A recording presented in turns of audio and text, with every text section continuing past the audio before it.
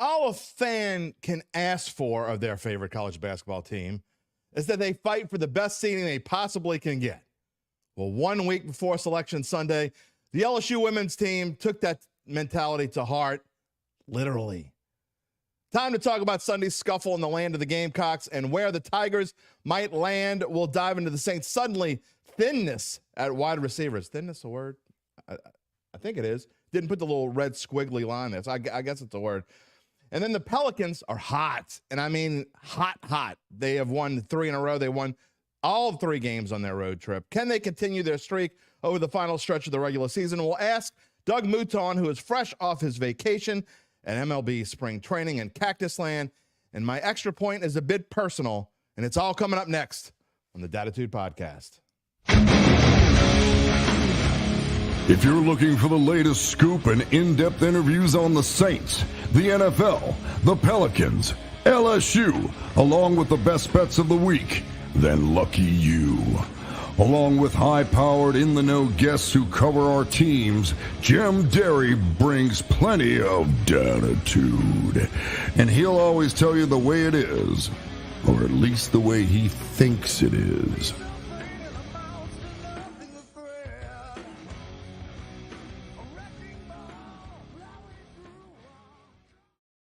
Where you at, New Orleans? And hello to all my friends elsewhere, everywhere out there who think that springing forward is the dumbest thing that has ever been invented. Maybe we'll talk about that a little bit. Who knows? This is Dattitude, episode number 213 for a Monday, March the 11th, 2024. I am your host. You know this already. I'm Jim Derry. Whether you're watching on one of our NOLA.com social media channels or listening to the podcast, as always, I thank you for being a part of the Dattitude family. And if you want to sponsor the show, by the way, you can just, we're doing that now. Meeting with some people this week, so get in on the action. Email me at jderry@theadvocate.com. I'll be glad to talk to you. The time change thing. You know, I am not a morning person. That is certainly, that is the most true thing I will probably ever say on the show, that I'm not a morning person. Although the older that I get, the earlier I go to bed, so I am becoming more of a morning person than I used to be. I mean, I kind of miss the days when I could sleep till noon, but this whole time change thing, the word is that Congress is talking that they may make this thing permanent. And why they didn't do this, like, I don't know, 80 years ago, I have no idea. But it would be really nice if they did that. Vince Benedicto is already saying hello and good morning. He's from the Philippines. So another outside America. We're just rolling with that lately. Thank you, Vince, for watching the show. Everyone else as well, if you're watching live, you can join in by typing your comment or question on YouTube, Facebook, on X/Twitter. If you're listening after the fact and you have us on your podcast on Apple, Google, Spotify, wherever you get your podcast, you could send in a comment to jderry@theadvocate.com or find me on X/Twitter at Jim Derry Jr. A reminder to subscribe to our Dattitude YouTube page. That's what I really want you to do. If you haven't done that yet, go subscribe to our Dattitude YouTube page. You don't have to click the little bell. We would love that if you did, but you don't have to. Just subscribe. You can find out when we're always going on live. In just a couple minutes, we'll be welcoming in Doug Mouton, who is the sports director at WWL-TV. Always fun when Doug comes on, but this time I'm a little jealous of him. He just spent a week in Arizona. Major League Baseball spring training. That is where and I'm wearing this shirt in honor of that today. Little Cubs, Mesa, Arizona action. Baseball is going to be starting in just a few weeks. Fantasy draft, I still say rotisserie because I'm old. Fantasy drafts all over the country, I guess, and beyond are starting to kick in. The drafts. We're going to talk with Spencer, the guru, is going to come on Wednesday. We're going to talk about the drafts coming up. Also, Uncle Big Nick is going to be on Wednesday. We'll talk about the Players' Championship. So Wednesday will be a little bit different. Looking forward to that. Gabe Henderson is in the background filling me in, giving me updates on all the things going on. There's all sorts of NFL news apparently going on. DeAndre Swift expected to go to the Bears. That's interesting. The Eagles are, quote, seriously pushing for Saquon Barkley. We'll find out how serious they are soon enough.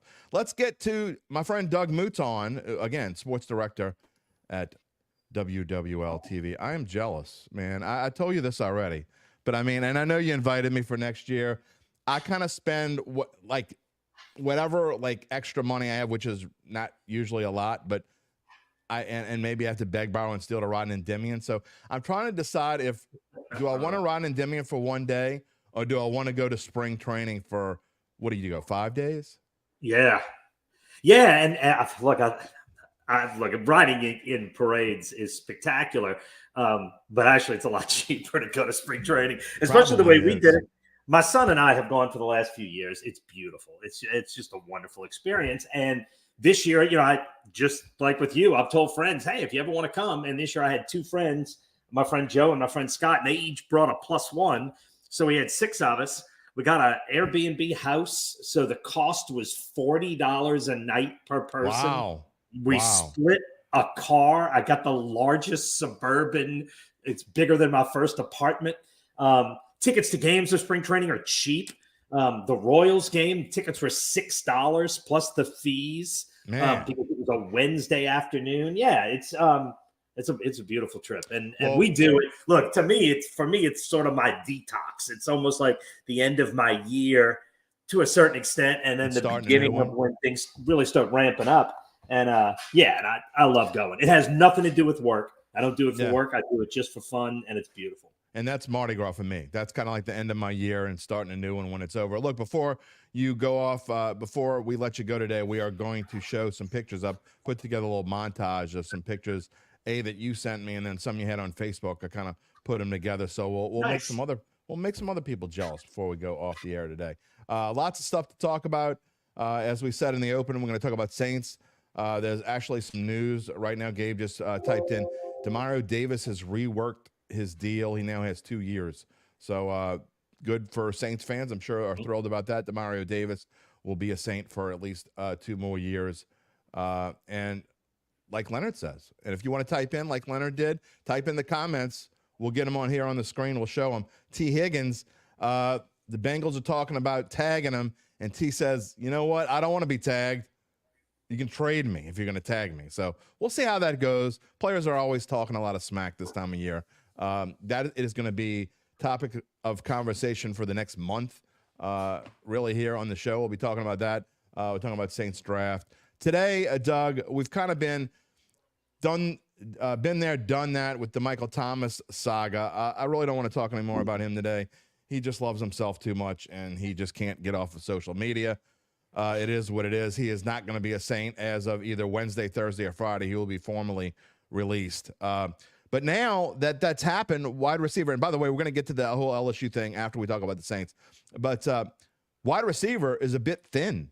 Just Olave, Shaheed, and A.T. Perry on the roster. Now, obviously, they'll add some things. Lynn Bowden was released. What do you see there? What are the Saints going to do? Do they need to draft high for a receiver like my 25-year-old know-it-all son says?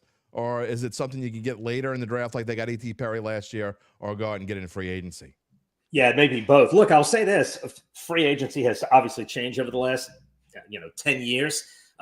Look, here's the one thing. Start with this with free agency. Sean Payton used to say this.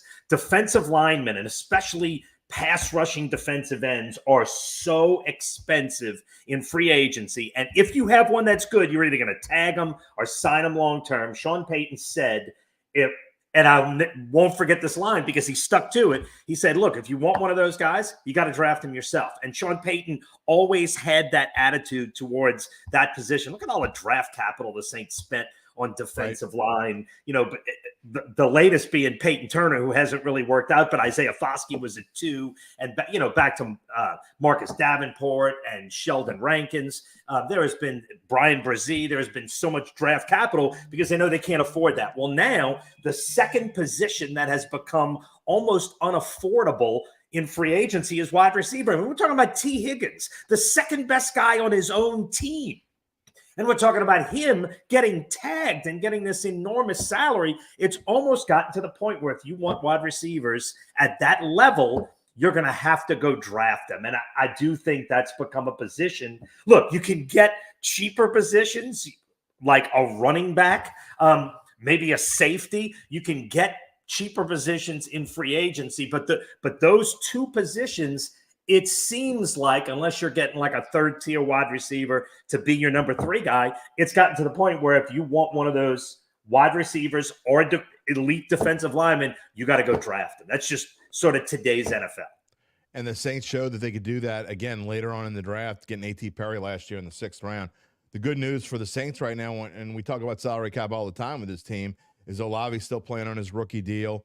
Yeah. Perry obviously still on his rookie deal. They just signed Shaheed basically to a 1-year, $1 million or just shy of $1 million, which is a great deal when you're talking about your number 2 receiver. Yeah. And as great as he was. So the Saints have proven that they can make things happen at that position without having to, obviously Olave is a first-round draft pick, but they have proven that they can do it without having to go up and getting one that high. Yeah, and look, here's the thing that makes this offseason a little more fun is we don't really know what Clint Kubiak wants on this offense. We don't really – look, we had so many years with Sean Payton and Dennis Allen. Look, last year at the draft, I said on TV I expected them to take Brian Brzee, and they did. In the 2nd round, the next day I said on TV I thought they'd take B.J. Ojulari in the 2nd round, who actually went the next pick. They took Isaiah Foskey, and they did the same thing. They took a modern edge rusher, a little lighter to play the running. And I'm not saying I'm particularly smart because I think a lot of people predicted those things. What I'm saying is the Saints had become so predictable for those of us who covered them because we knew what Dennis Allen liked on defense and we knew what Sean Payton liked on offense for all those years. Now we don't quite know what Clint Kubiak needs on his offense. So we don't quite know what they're going after offensively. I do think they need bulk at wide receiver. I do think you need, no matter what offense you run, and you look at what they had in San Francisco with Deebo Samuel. Deebo Samuel's as tough a wide receiver as there is in the NFL. I think they need some guy. You've got 3 guys who are all sort of the same type. I think you need some toughness at wide receiver. Look, I've said this on TV a couple of times. I think Brian Thomas of LSU is going to be in the mix for the Saints when they make their pick. I'm not saying they will pick him, but I'm saying he's a guy they could and maybe should consider when they pick because I think he's the type of wide receiver they need. He's somebody big who can run too, which is not a bad thing. I'm going to repeat myself as I've done every show for like the last 5 shows in a row. And just let people know, I'm doing a draft show again with Zach. It'll be Zach Ewing. It'll be the 2nd straight year that we do the show. And it'll be live as the first round goes. We're going to do the entire first round, I believe. You're going to want to click on to NOLA. If you're not watching NOLA.com, if you're watching ESPN or NFL Network or whatever, if the Saints don't draft a tackle, or I probably won't go off if they draft an edge rusher, I won't be happy. But if they draft anything other than a tackle or an edge rusher at 14, then you need to click on it to NOLA.com because I'm going to go insane. I'm well, you don't know what they're going to do yet. Look, I saw a list on The Athletic today of the best available free agents. They have Andres Pete in the top 50 as a tackle. Obviously, if Andres Pete leaves in free agency, you really have to make a decision because you've got Ryan Ramczyk, who's not getting healthier, and you've got Trevor Penning, who hasn't done it yet. But the fact is, those are 2 first-round draft picks. You'd love to be able to plug those guys in and go. But look, yeah, obviously tackle is the biggest need. You got to fulfill that. I mean, Doug, top 50, so what? I mean, there are 32 times 2. My Shaw math tells me there are 64 starting tackles in the NFL. Not top 50 so, I mean, if you're number 50, who gives a damn? I'm not saying top 50 tackles. I'm saying they had him as one of the top 50 free agents. Look, if you bring Andres Pete back, you do have 3 options. I still think tackle's by far the biggest need, but I'm saying they could look at it and say, we've got 3 options at tackle that we like. I think you got to let free agency play out and then see what's left. You can't make draft calls before free agency's even started. I think you have 3 options. You have draft a tackle, you have draft an edge rusher, or just be losers and do something really stupid and dumb, and whatever else you do is stupid and dumb, and you'll be losers again. I mean, how many times can we go through this same? When's the last really good draft that this team has had? Let me ask you 17. that question. Really? 7. Yeah, okay. So this is 2024.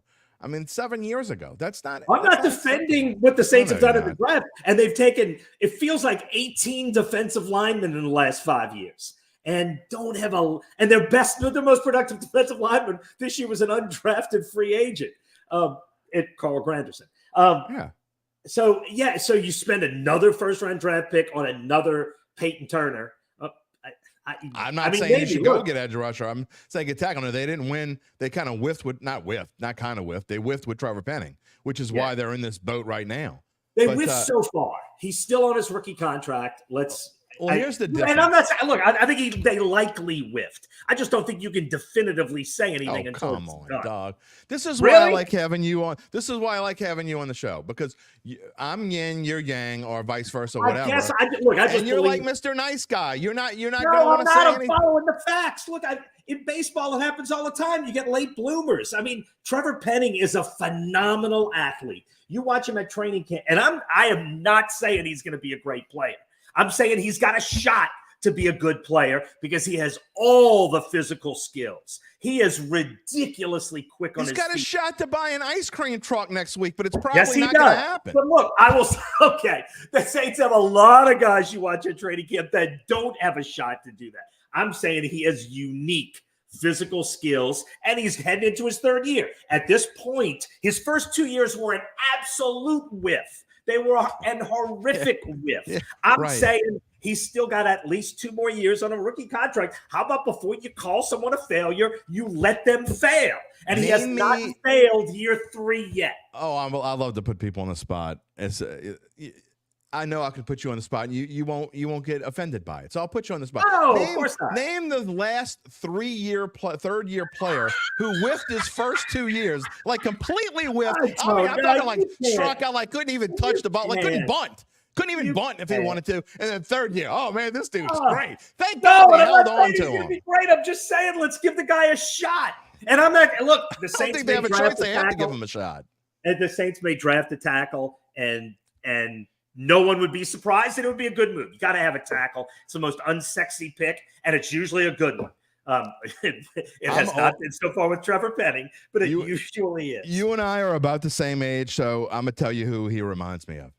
Sean Knight. Sean Knight. Oh yeah, he's Sean Knight. I mean, it's pretty close. No, I'm a little too Google young. Sean Knight. While if you're watching this show, you can go Google Sean Knight. That you want to talk about wasted first round Saints draft picks. Yeah. The Saints have had a lot, but he's. I will say this about Trevor Penning, Doug, and the good news is, and I said this last week, this is true. He is still on his rookie contract. He's only cost $1.6 million this year, and that's not a lot. I mean, that's fine. I mean, $1.6 million this year, $1.8 million next year. So at least you have a chance to throw him in there. And at worst, if he's a backup tackle or a backup guard, you're not losing anything. So I will say that. So he does have a chance to make himself. He probably has a better chance of becoming a real professional football player than he does of owning an ice cream truck. But I mean, either way, with $1.6 million, I think he has enough money to do that when he's done playing football. Sure, yeah, absolutely. I mean, in the offseason, I mean, and look, my whole point of this was I don't know what Clint Kubiak is going to look at with this offense and say, oh, we got to get this. Tackle is obvious that you got to get right, but I don't know. With Sean Payton, I felt like I knew exactly what he was thinking and exactly what he needed. My point is, I'm not sure what that's how I started this. I don't know exactly what the Saints are thinking right now offensively. And I kind of like that. It makes it fun. It opens up a world of possibilities, and it's interesting. Look, the Mario Davis redoing the contract does give the Saints more money. I will not ever pretend to understand how much money they have because they always seem to have more than every expert says they have, and they find ways to go get guys they want to get. So I'm curious who they want to get and who they go after. And this year I have less of a firm idea than I have over the past decade. That's all I would say. Gabe Henderson says he wonders if the Denver media can tell what Sean Payton is thinking right now. Maybe not yet. It might take a year or two. But, yeah, look, I mean, everybody thought he was going to get rid of Russell Wilson, and look what happened. Now, who moves in there? By the way, Russell Wilson, I was wrong last week. I said on a show, a local show, that I thought that Russell Wilson was going to go to Atlanta because maybe it was partly because I don't want Kirk Cousins to go to Atlanta. Kirk Cousins goes to Atlanta. They're like a real legit team. Now. They're a real legit team, but they got a real legit quarterback for sure. Yeah, I mean, so and Russell Wilson would have been a good solution for Saints fans, but now that he's going to Pittsburgh in a 1-year deal, it's weird. It is so weird. So weird. I mean, would you be even shocked if he goes there on a 1-year deal and doesn't start? No, I would not. I would not be surprised if Pittsburgh drafts a quarterback and plays right. Russell Wilson 4 or 5 games. Obviously, they have no investment in him. So, yeah, there'd be no reason to start him beyond. I mean, I see people like flipping out in Pittsburgh, and I get it. But I don't think it really it means they don't believe in Kenny Pickett, which I think Pittsburgh fans want. So if I was a Pittsburgh fan, I wouldn't look badly at the deal because you're not investing in him and you're saying the quarterback we have isn't good enough. So, which I think Pittsburgh fans have been saying all year. Kenny Pickett has a better chance, by the way, to be a real professional than Trevor Penning does. That's just my opinion. You think so? See, I don't think Kenny Pickett has the physical tools I don't either. to be a real, but no, Trevor Penning has the physical tools. There's no doubt he has the size, speed. You can have physical tools all there. I was wrong. Look, I thought he was. Okay, but you just said he didn't. He does have the physical tools. You cannot say he doesn't have the physical tools. You're just wrong if you say it. He may never be a good player, but he has the physical tools. I'm not saying he doesn't have No, I'm not saying he doesn't have the physical tools. You just said that. No, that's not what I said. That's not what I said. I didn't say he didn't have the physical tools. I wish we could rewind. Well, you can. I mean, people out there can rewind all they want. You're right. You're right. We can. I mean, you can. I mean, I'm not going to do it dumbest thing I'm going to say. All right, we've each said a dumb one. All right. By the way, before we move on, it is official. DeAndre Swift to Chicago, 3 years.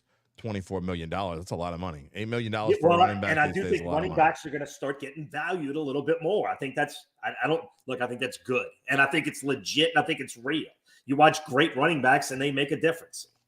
I mean, look, Detroit's success this year, a lot of it was predicated on those 2 running backs and on how well they played. They made that offensive line better.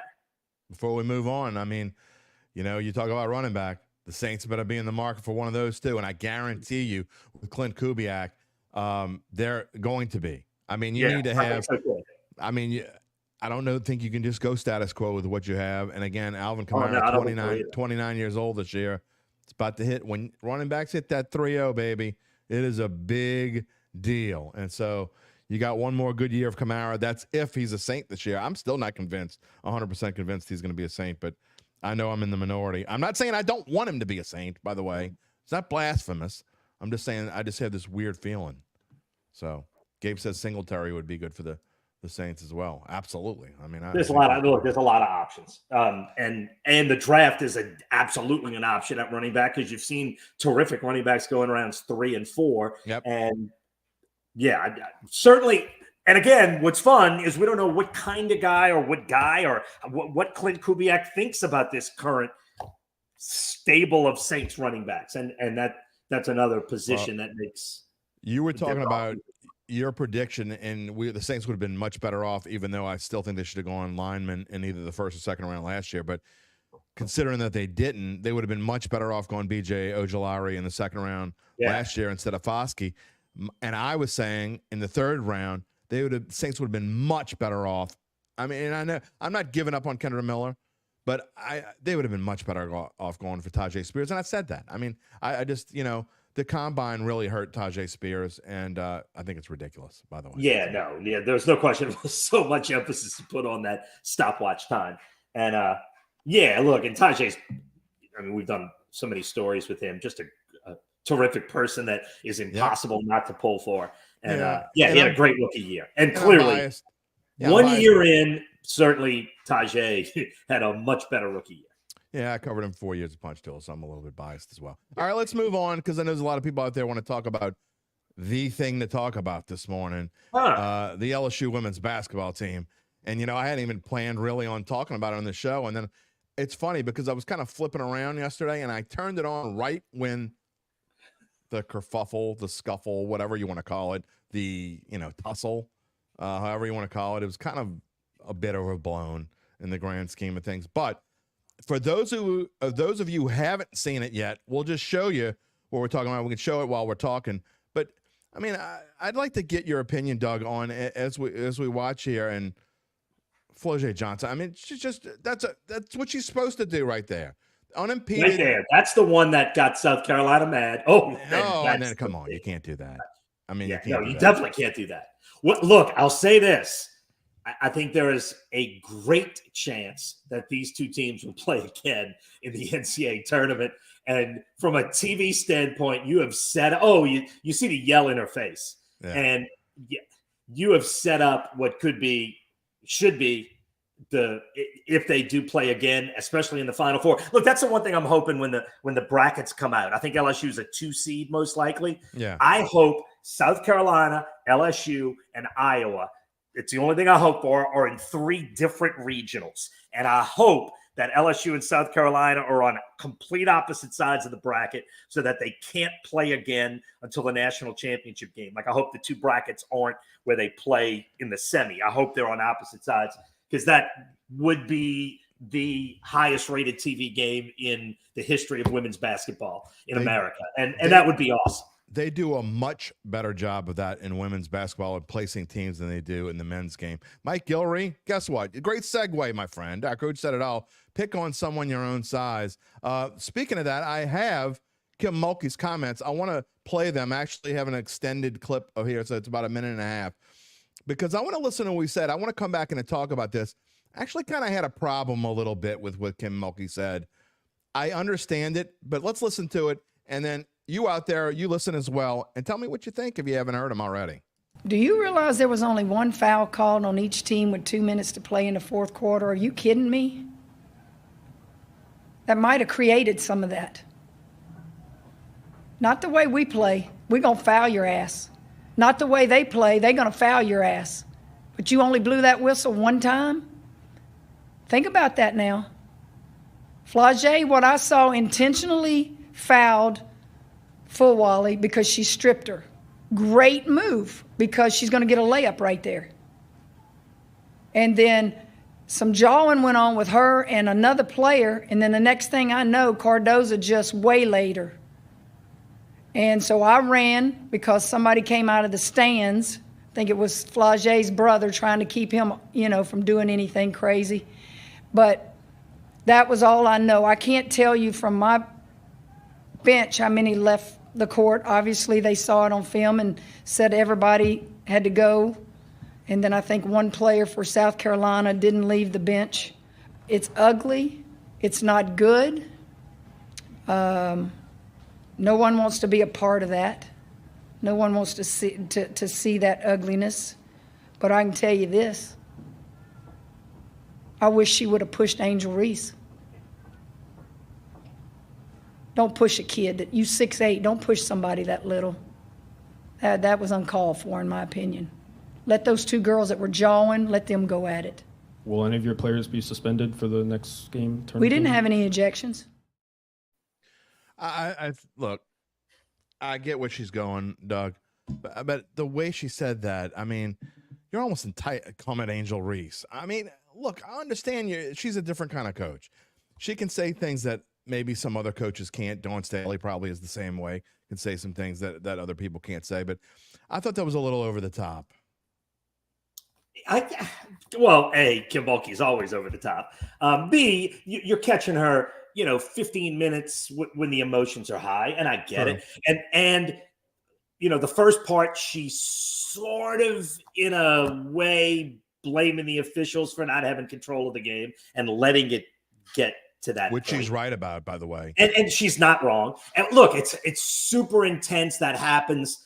You got to stay on your bench when those things happen. Can't run off the bench. That's one thing from a coaching standpoint. You can't allow that to happen. What happens on the court happens between those players in the heat of the moment. Players can't leave the bench. I mean, that's true in all sports. When that happens, that's when you get suspensions and ejections. Look, I mean, it's intense. It's wild. I think you said it at the beginning. The actual, if you want to say Flage hit, through the first thing with her was a nothing, and then the push was a push. But I mean, you get pushed down 100 times. What would happen had they done that to? Well, first of all, they probably wouldn't have. But if they would have done that to Angel Reese, I think this would have been a little bit different. And it might have. It might have gone differently. Yeah. I mean, Flage Johnson didn't get up and start swinging. A, good for her for not. B, it might be out of just pure smarts. If for anybody who's been in a fight, even as a kid, the bigger kid has a huge advantage. And so maybe just smart, she knew that and said, I'm not going to do that. Well, we all know women are smarter than men anyway. Yeah.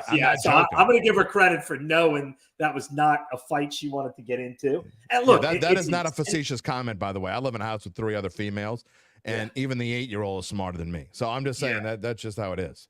Yeah, it's intense. It's the leaving the bench is the part that bothers me. Coaches have to have a better handle on making their team know that cannot happen. You cannot have outsiders involved in something like that.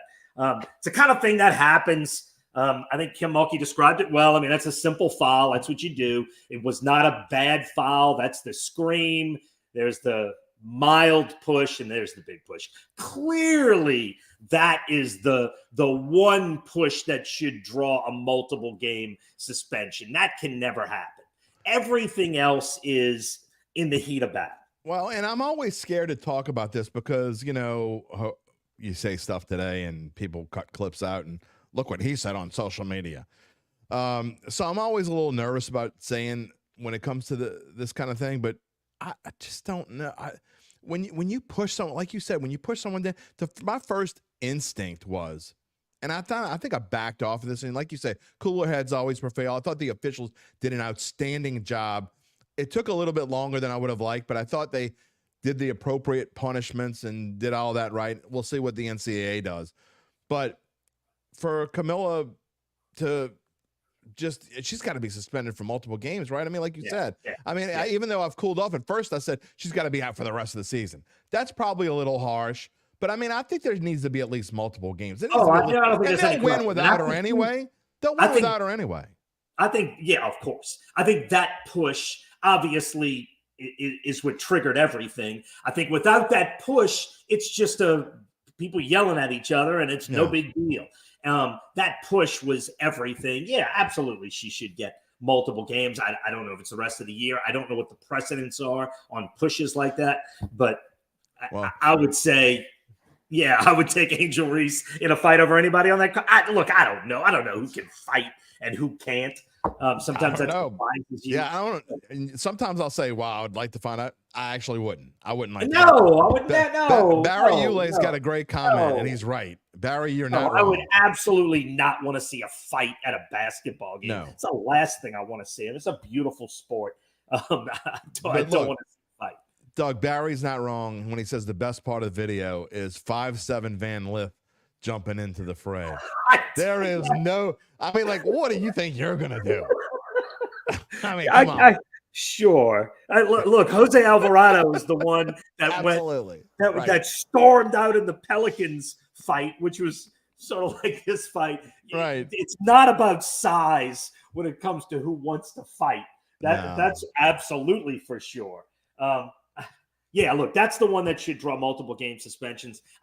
I love the way this LSU team has been playing the last 6 weeks or so. I love how they've sort of been ramping up towards a tournament. Kim Mulkey did that last year. I love just her timing in the last 2 seasons has been great with this LSU team. I think they're playing their best basketball in the last couple of weeks. I think it sets up a great NCAA tournament. You get the first round at home.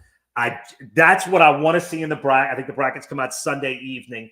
Yeah. That's what I want to see in the bracket is LSU, Iowa, and South Carolina in 3 different regionals, and LSU and South Carolina on the opposite sides. I think what you'll see is very similar to last year. I think Iowa and LSU will be on the same side of the bracket to set up a potential rematch to go to the Final Four or to go to the championship game, either way. Yeah. Iowa was in South Carolina's bracket last year. Look, South Carolina is a really hard matchup. And last year, it was the one matchup I didn't think LSU could win before the tournament started. And luckily, Iowa took care of South Carolina for LSU. Now, as good as LSU was playing, there's a great chance they would have beaten South Carolina. But getting Iowa, I thought was a much better matchup for them. I think maybe that's the way it'll play out again this year, and that would be great. But South Carolina in a national championship game, potentially. LSU got to win a lot of games to get there.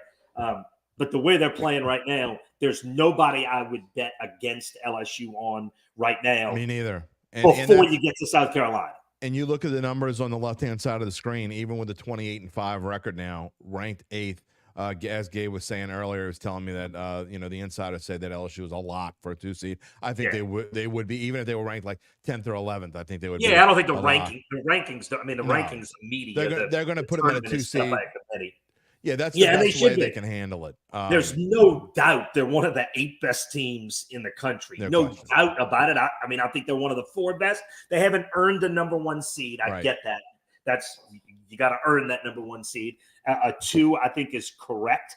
And I hope there are 2 in Stanford's bracket or Southern Cal's bracket or whoever the ones are, other than Iowa and South Carolina, who will both be 1s. No doubt about it. And South Carolina wins their 16th straight game against LSU. Yeah. Look, that's got to be in your head, too. I mean, it's – No, for sure. It's one thing to beat Iowa like they did last year and beat Caitlin Clark because you don't know any better and you haven't played them. But when you lose to a team, I don't care who it is, 16 straight times, breaking that streak is a really hard thing to do. And wouldn't that be a fun national championship game? Sure would. Yeah. Sure would. And I know, like you said, I think the ratings would be through the roof for something like that because all they'd be showing is that fight. No question. I think it would become the highest rated women's basketball game in American history. It might be cool. Yeah, very well. I know I'd be watching. So me too. For all right, sure. Let's move on. I want to talk about the Pelicans because I definitely want to get to your little trip there before we go off there. Not little trip, big trip. What am I talking about? All right. Talking about the New Orleans Pelicans. And one thing I find interesting, I know you're not a huge betting guy, but and I talked about this with the last week a lot, but these numbers have not changed, and it boggles my mind. Look, I'm usually have a good grip, a good finger on what odds should be, and the fact that these numbers haven't changed in 2 weeks and that you're still getting what I consider to be a big ball. I'm not saying the Pelicans are going to win the NBA championship, but I'm saying if you're giving me a 75-1 on the Pelicans to win the NBA championship, I think that's insane. And then 28-1 win the conference championship. Again, these numbers neither one of these numbers have changed in at least 2 weeks, the last 2 weeks that I've been looking at them. The top of the standings have moved a little bit. The Pelicans are kind of stuck in 5th place right now, but I think they can Not catch stuck. the club. I mean, look, 2 weeks ago they were That's fighting in the 7 range. They've actually put. I mean, look at 2 full games on Phoenix right now in the 6, but 2 games. I think there's 18 or so left. 2 full games doesn't mean a ton, but 2 full games is 2 full games. There's top 4 have been the top 4, and now you're 2.5 out of the top 4. Right. Which the way they're playing right now is not crazy unrealistic to think that they could catch one of those teams getting cold, which right now might be Minnesota. Yeah, one of those teams getting cold. What's that? They're starting to drop off a little bit, and you saw last night them playing the Lakers. Yeah. When the Lakers are at full speed, full strength, which isn't all the time, they're still something to handle, but they're in 9th right now. Yeah, no question. And look, as it sits right now, you play the Clippers in round 1. The Clippers are really good and had the talent to win a championship. I'm not sure Minnesota can, and I'm not sure OKC can. I love that OKC team, but they're so young. I don't know if they're a team. Look, Denver is the one you want to avoid in the first round of the playoffs at all costs, and they're playing better now, and I think they're the best team in basketball. Yeah, and I don't think that I think Denver will be either 1 or 2. I think they'll be 1 by the time we get there. Yeah, so the Pels won't have to worry about playing them. I don't think. I don't think so either. Yeah, I think the Pelicans are. I mean, look, anything can happen. You look at the upcoming schedule, and after last night's 116-103 victory, a 3-game road sweep. Yeah. Talked about with David Grubb last week, and he was like, "Look, if you can win 2 out of 3 on the first road stretch, win 2 out of 3 on your home stretch against 3 pretty decent teams, or at least 2, and then 2 out of 3 on the next road stretch, or 3 out of 4, then you're doing well." Well, they're already up that. They're in a good spot, I think, Doug. And if you look at about to come home for 3 games in a row before going on the road again, but Cleveland, the Clippers, we're going to find a lot out about this team. Yeah, the Clippers game is Friday big night. Friday. Yeah. The Clippers game is big Friday. OKC at the bottom of there, but all the other games in that are very winnable. And one thing the Pelicans have been really good at this year is beating the teams that aren't in the playoff mix. They've Right. been really good against the bad teams. And I know they should, but that doesn't always happen in the NBA. I mean, these are still NBA players. You can lose those games in a letdown. And they've done a great job of not having letdowns in those games. So I love this next batch of games coming up. I do think Friday is huge to see this Pelicans team as it is now at the end of the season, what it's grown into against that Clippers team. And I hope they play all their dogs in that game, because I'd love to see the way NBA load management goes. Don't get me I started would love to on see a that. full Pelicans team against a full Yeah. Clippers team. And let's see where these two teams are right now, because the Clippers are really good. They blew the Pelicans out. Was it like a month ago or 8 weeks Right. ago, whatever. And I'd love to see them right now, because these teams have obviously evolved during the season. Pelicans have been so much fun to watch this year. I got one more thing to say about the Pelicans, but real quick, Gabe just types in, this is big news, actually. The Titans are going to sign Tony Pollard.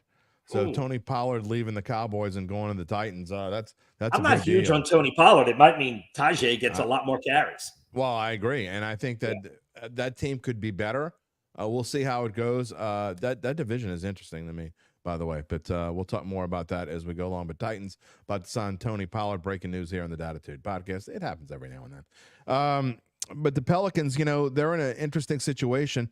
One thing that I don't like, Doug, and it kind of reared its head against Philly the other night, and again, not as much last night, but still a little bit.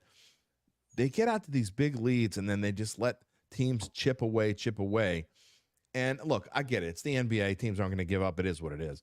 You're playing, but you can't let Philly, who didn't have Joel Embiid and were missing a couple other of their players as well. And then last night you're playing a Hawks team that's kind of almost a one-man band, or at least a two-man Almost. band. Yeah, right. Yeah. I mean, but to let teams back in, it's like I don't know if they have this seal the deal mentality. I mean, just go and pound these teams into oblivion.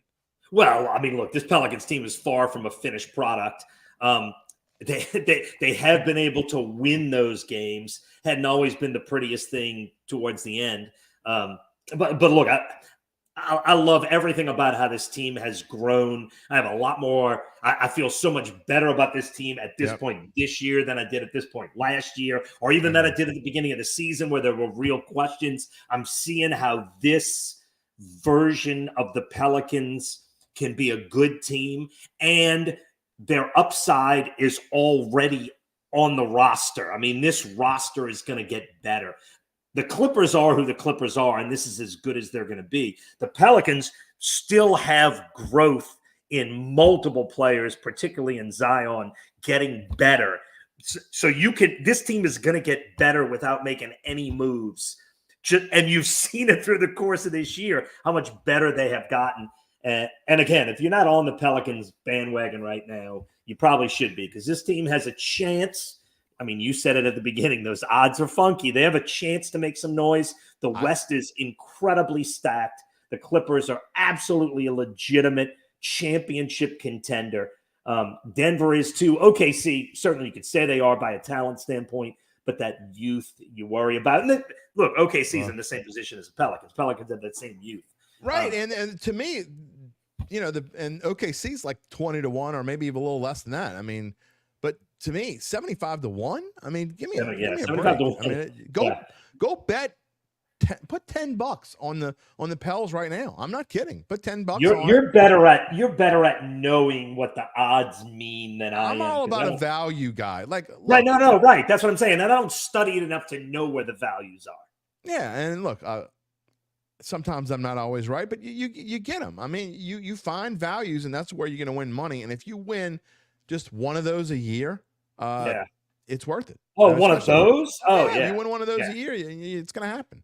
Usually it happens. I'm less likely to, like, the one thing that I like to do, and I'm going to do this for the start of baseball season, is I will look at the over/under win totals for baseball teams, and I'll put a few dollars on about 10 different teams to go over under. Actually, my big winner last year was I had the Cincinnati Reds over. It was something like 66 wins. It was where they were going to be terrible, and I thought they've got too much young talent, and I won enough on that one where I was, I finished in what do you call that? In the black.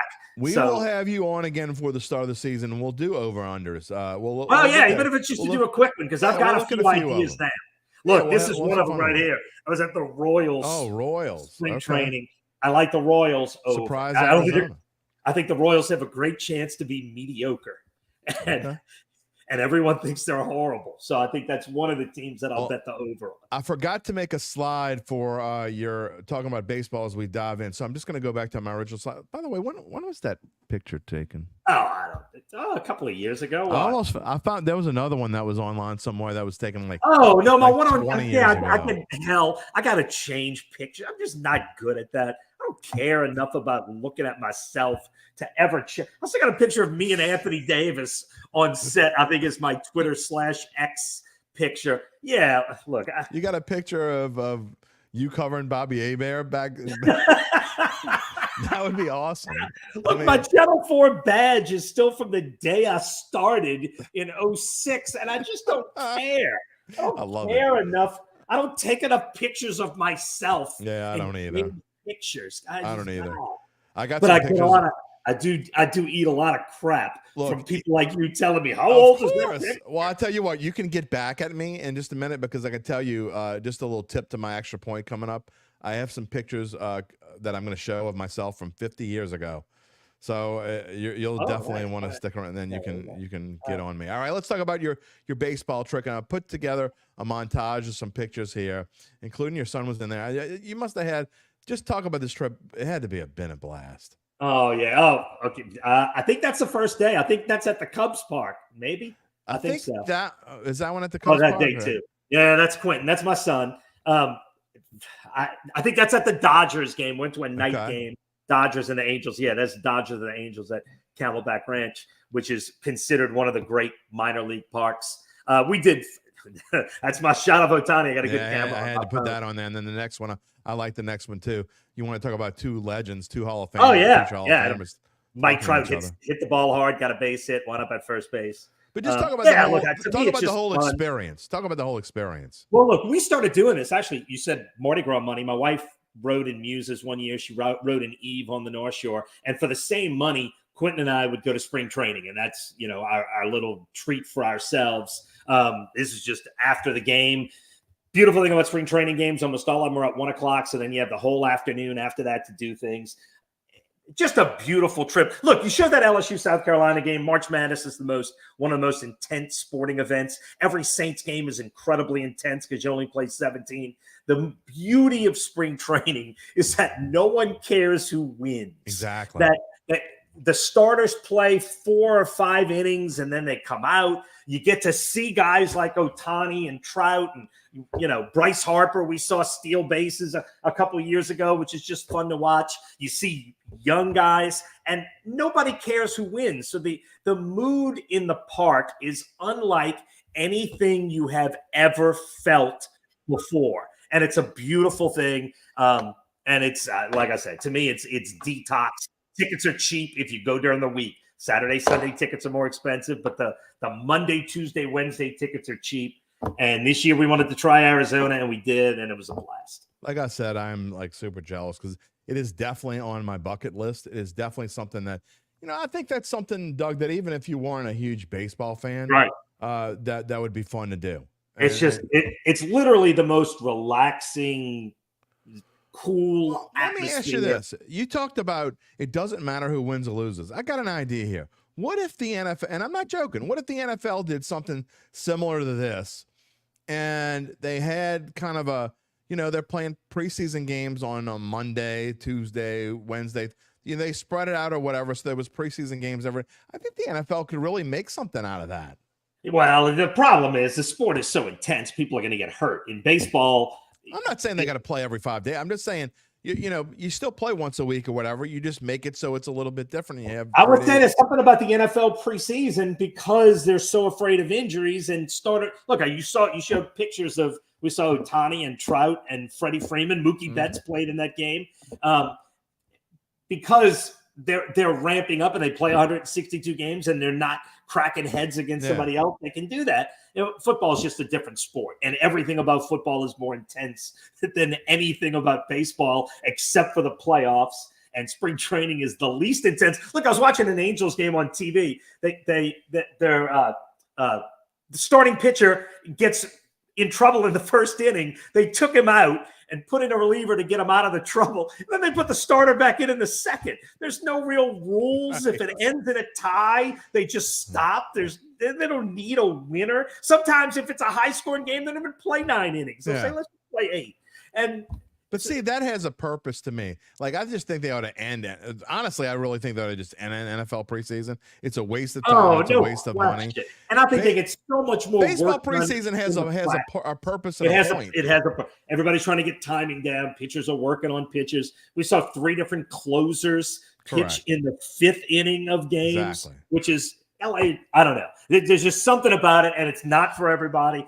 And the intensity of sports is what makes it fun. This is the one time when you take the intensity out, and it's just a beautiful thing. Speaking of tackles, the Packers are releasing David Bakhtiari. Yeah. I think he might be done. He's getting he might be done. And they played without him, I think, for at least most of this season. Yeah. Tackle is the big question. Let's see what the Saints do in free agency with tackles before looking at the draft. Let's see how free agency plays out. It's always, I'm not just saying this, it's always, I look forward to when you're going to be on the show because we can just kind of like, I guess. I'm not ready to give up on Trevor. There we go. I knew I'm you were going not to ready. finish with I'm that. not ready. I knew you were going to finish with that. He's too good physically to give up yet. I'm not saying he's going to be great. I'm just saying you have given up on him forever. Not physical. It's not the physical part that I give up on. It's the fact that he's not going to be a good football player. It's a big difference. I get that, but that's a huge part of it. He could be a bouncer at Lucy's or something. He'll be a great bouncer. Because I feel like Trevor Penning might be able to lift a pickup truck and throw it at someone. If he did that, there's zero doubt about that. Yeah, that's why there's no doubt about that. And I probably got to be careful because I don't know Trevor Penning at all. And if he's anything like Mike Thomas, he might try to find out where I live and throw me in the street.